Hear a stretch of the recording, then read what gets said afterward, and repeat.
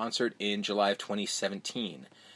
The concert Take Off A, being presented by the Second City and Thomas in January.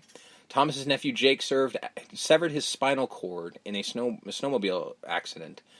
Proceeds from the concert would go... Sorry, this was actually done in present tense, and I'm trying to read it in past tense, so I'm throwing myself off.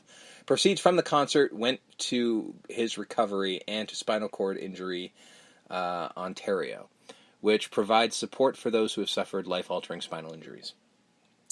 The show also featured performances from other SCTV alum, including Martin Short, Dan Aykroyd, Catherine O'Hara, Eugene Levy, and Joe Flaherty, and from the Kids in the Hall, Dave Foley, Scott Thompson, and Kevin McDonald. Still hasn't seen the light of day.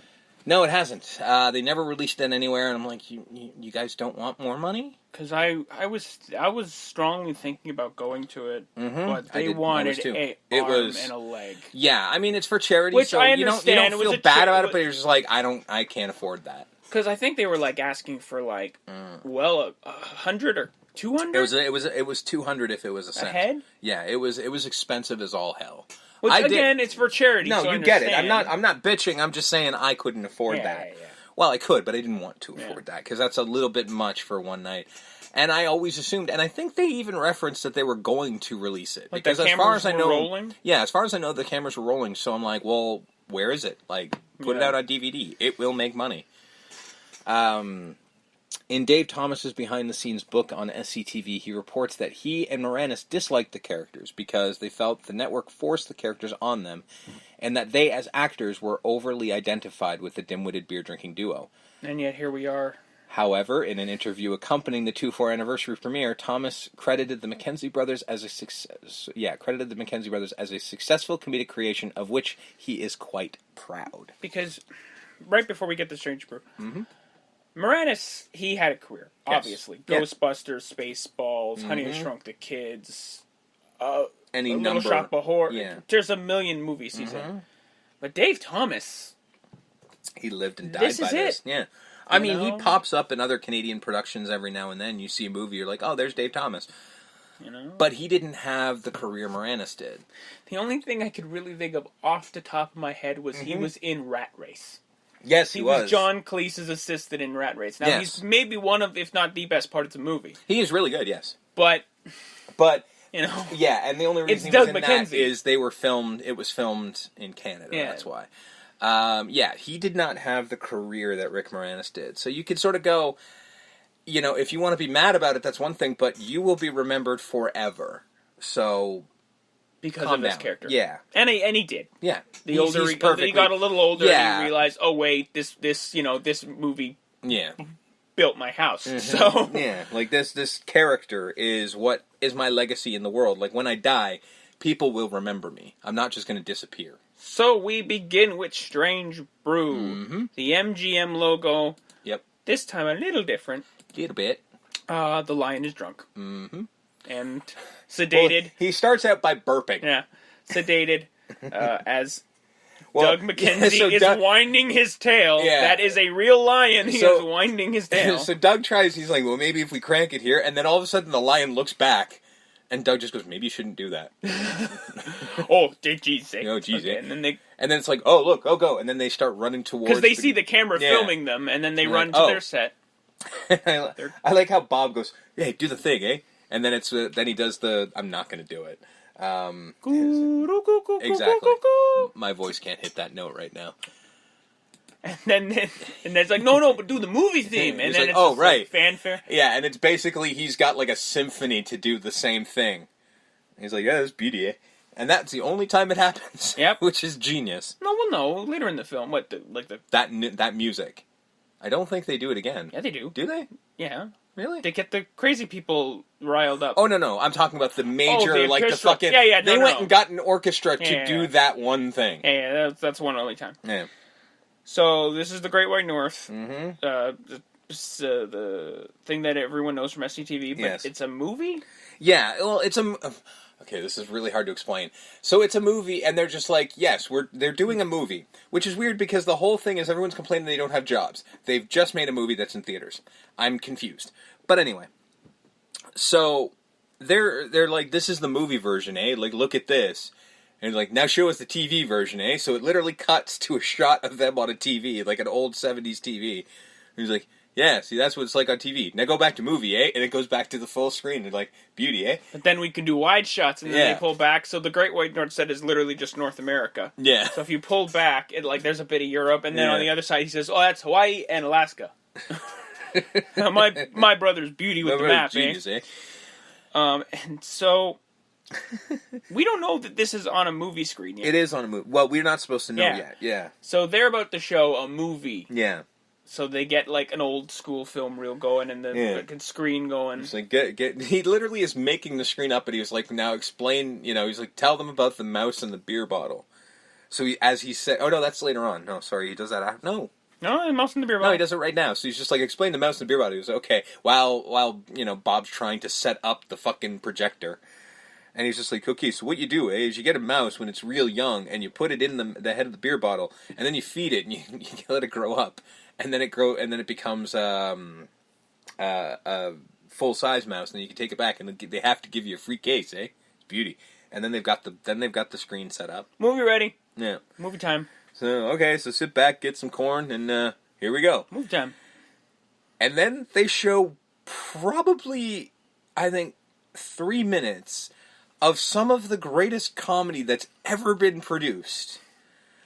Of them as Bob and Doug making their movie, and it's the sci-fi, it's the thing that's like, the Mutants of 2051 AD. Yeah. And it is fucking genius. It's like Bob in like pants but underwear on top of the pants and a hockey helmet. And he's basically wearing like long underwear and like doing a voiceover of how the future's bleak and there's no bowling alleys. All the bowling alleys had been wrecked. He's like, he finds a stubby bottle of beer, it's empty. And then he's just like, he's like, after World War IV, like, U.S. blew up Russia and Russia blew up the USA. And he grabs a little tiny statue, like a replica of, like, that you would get anywhere, like on a trip to New York, you'd buy a little tchotchke of the Statue of Liberty. He picks it up and goes, Statue of Liberty, beauty. And it's like, what in the fuck am I looking at? And then it's just like, and then it just shows him their flying. Van, but a toy version of it. Yeah, a toy version of their van. On a line. On a string. With like fireworks booting out in the back. Pushing across the string. And then like, and then he landed, and it just shows the van like being lowered in a mechanics. Yeah. And I'm just like, and this is genius.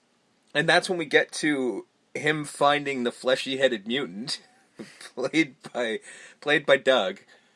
And he just literally asks him, like, hey, evil fleshy-headed mutant, are you friendly? No way, eh? And then it cuts to, for some reason, Doug's in the van, and Bob's shooting him with a ping-pong gun. Yep. And that's when the film cuts within the movie, and it cuts and breaks. We're not doing it justice. It's on YouTube. Go find it. I'm not kidding. This might be the funniest fucking 3 minutes straight of a film I've ever seen. And when the film breaks, and it cuts back to Bob and Doug on the Great White North set, they have the most giantest novelty-size bag of popcorn you could ever see in your life. Like, I work in an arena, and these exist. These do exist, I assure you. These giant it's like at the end of the day, when they put all the corn away, it's just a garbage bag. It's just a giant garbage bag, and they do exist, and it is just as ridiculous as it looks. Do you ever take those home? No. No? I mean, what the hell are you going to do with that much fucking popcorn? But to me, comically trying to carry does anyone take it home? Not that size. Really? They come in bags, well, that I assume, yeah. But like the novelty size, no. I would do that just I will feed my family with this. I've got dinner for the next month. So this is where we find out that it's actually a movie. Yes. Because we hear, people what the hell is this? Yeah. Now, the weird thing is, Bob and Doug on the screen stop talking. They do. I've never understood this, because he literally says, this is dumb, they did it on the album. And they stop. And look at the camera. And look, and they're like,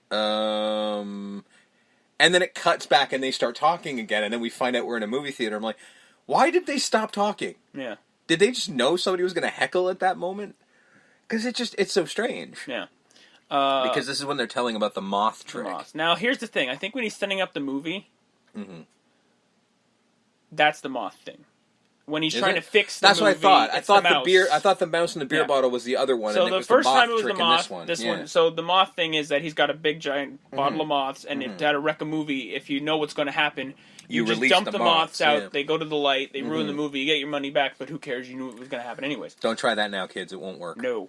Especially now. Yeah, it would work. It would have worked then. It won't work now. So they're all storming out. Everyone's storming out because this movie sucks. Which I don't know what was this movie supposed to be. Okay, this goes into my whole question about the logistics of Bob and Doug as a thing. All right, so apparently these two guys are utterly worthless as human beings. Their dad hates them because they don't have a job and they don't have anything to do. Who made the movie?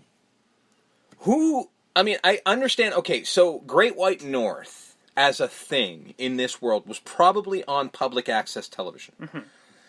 And they had an album. And they had an album. Yes. The Great Night North album actually was in this world. Exactly. So in a world where you actually used to make money off of making records, they've probably made a decent amount of money on that. Not to mention, if their TV show, even public access, was popular enough to warrant the making of a film, these motherfuckers have some money. Yeah. I'm not saying they're millionaires, but to say that each of them maybe have pocketed $200,000 is not insane. Especially back in the 80s. Especially back then. Like, I'm saying $200,000 a piece is not nuts. So, how are these guys worthless? I don't know. I don't understand how they don't have jobs and everybody thinks they're this. I mean, I understand that they're man-children, but they've done something to a point where they were famous enough for this to exist. So how, like, they never explain how they got a movie, and I want to know this. Because once this whole scene is over, we just go into the movie proper. Yeah, and then logic goes out the window, and I stop asking questions. The best part of this whole thing is, as the patrons are leaving, the angry patrons are leaving, that one old lady who stops, looks at them, and goes, "I hope you're proud of yourselves," and then just walks away angry. Yeah, that or Joe Flaherty's like... Not Joe Flaherty. Oh, isn't it? That's the thing. You're kidding. That's not Joe Flaherty. That is not Joe Flaherty. No, that's just a guy. That dude looks I know. like... Why is it not Joe Flaherty? I know. They know. Oh my god. Okay, well either way. Because they go out the back. So because if they go out the front, they're dead. Yeah. Because it's a full scale riot. There's police. Because they've also released the moths, by the way. Yeah, so it's just a riot at this point. So Joe Flaherty's stunt double shows up with two kids who are crying, and he's just like, they saved up their allowance for a week for this. You know, like, what am I supposed to tell them? What am I supposed to tell them? Like, I'm like, okay, give that man an Oscar. I'm sorry, here's $15. Like, shouldn't do that. That's Dad's beer money, eh? And but he doesn't care. So he goes off, and and they're giving refunds in the. You know what? I should pause for a second. Apologize, folks. Something came up. We'll be right back. Sorry about that, folks. So Joe Flaherty stunt double. Yes. Gets his money back, or gets some of his money back. Yeah, I don't know, he gives him $14. He gives him $14, and he says it's all we got, eh? And they're giving refunds in the alley. So they take off, eh? Yeah.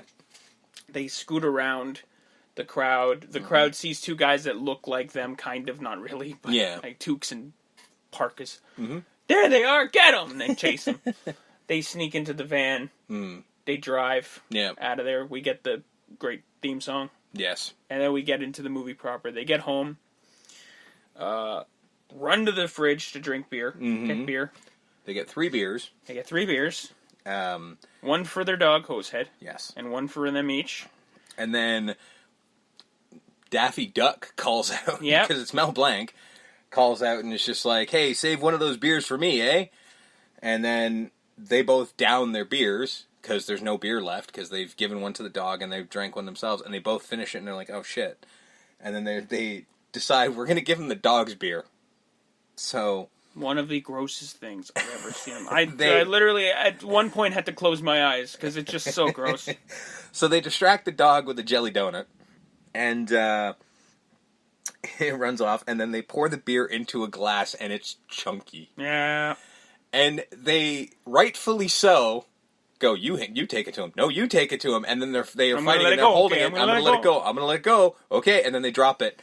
And immediately, Doug, in his usual thing of just blaming Bob for everything, just starts out and goes, Dad, Bob broke your beer.